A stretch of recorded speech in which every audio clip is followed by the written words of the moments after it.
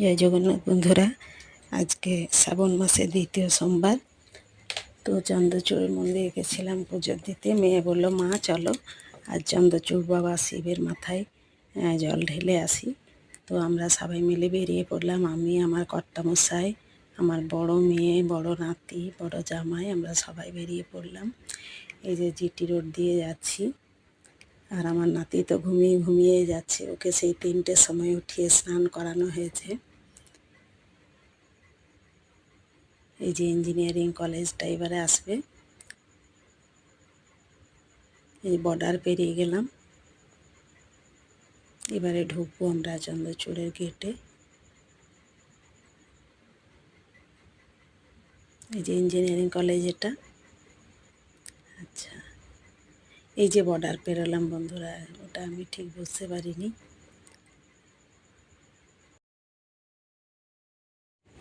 অনেক ভক্ত সমাগম হয়েছে, সবাই জল ঢেলে চলে আসছে। এরা হয়তো সামনাসামনি বাড়ি।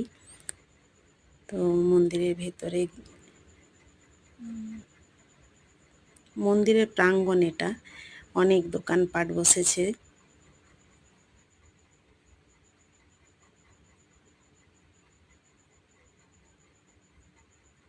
প্রচুর লোকের ভিড়। আমরা তো এখনো গাড়ি থেকে নামতেই পারিনি। যাই হোক, এবারে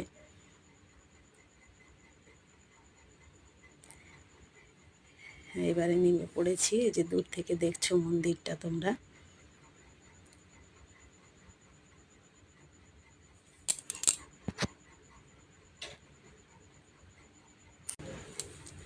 এবার আমরা গাড়ি থেকে নেমে পড়েছি। আমার কর্তামশাই ফুল ফলের দোকানে দেখছে।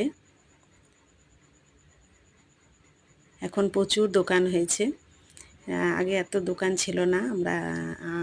আগে আমি আমার কর্তামশাই প্রতিবারই শ্রাবণ মাসের শেষ সোমবারটাতে এখানে আসতাম। তো করোনার পর থেকে সেই রেগুলারিটিটা নেই, আমরা এখন যেতে পারছিলাম না।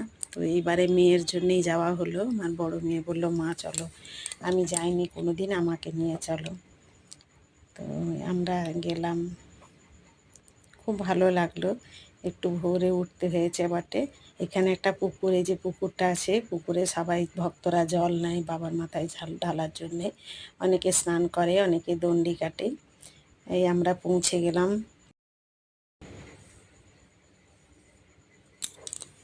এই যে আমার নাতি সাহেব।